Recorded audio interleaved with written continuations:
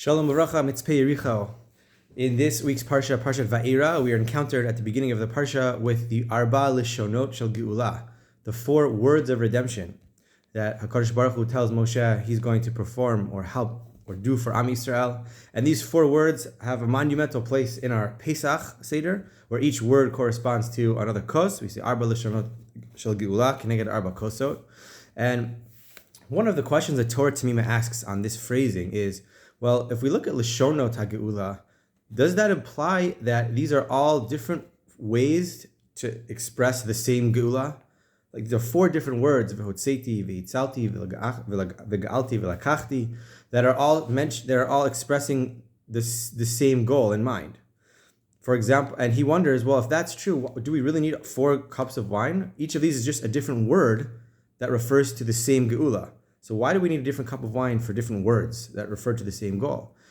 I was thinking, for example, you could say the question could be explained like in a classroom. A teacher tells his students, oh, you know what, I'm going to give you an extra recess tomorrow. And then a little while later he says, oh, tomorrow, remember, we're going to have that break we're going to break. And then the next day he says, oh, tomorrow we're going to go outside today. So those 3 phrases that he used, go outside, break, and recess, those are all different lashonot of the same geula, so to speak, of recess. And each one of those isn't its own miraculous, miracle. Each one of those is just a different word to describe the same outcome. They're sort of synonyms. So the Torah Tamima explains that really the Yerushalmi brings a more proper and miduyak lashon. The Yerushalmi doesn't call these 4 words lishonot shel geula. It calls them arba geulot. There are actually 4 geulot. And the Torah Tamima explains how each one of these words represents another stage of geula and a geula in itself. Says Torah Tamima, ki b'ma'amar harishon ve'otzeti, when the Torah says ve'otzeti, mivu'ar she'yotzim HaKadosh Baruch Hu mitachat sivlot Mitzrayim. It says Hashem will take us out from the burdens of Egypt, meaning she'yakel aleiham ha'avodah, the hard work will stop. They'll no longer be doing crushing labor. But the meaning of ve'otzeti does not mean that they totally were free from work. And therefore Hashem says ve'itzalti. Now there is no work. You're no longer doing any work for Paro. However, after ve'otzeti ve'itzalti gam la'achar ela hanachot adayin of the Paro, they're still under Paro's jurisdiction. Ve'osif ve'amar ve'ga'alti etchem. Now you're free from Paro. You're no longer slaves of Paro. So the crushing labor stopped, then all of the labor stopped, and then you're finally free from Paro. Ve'adayin einam le'am miyuchad, but you're still, who's your master now? Hashem says, Osif ve'lomar ve'lakachti etchem li la'am. Now you are my nation.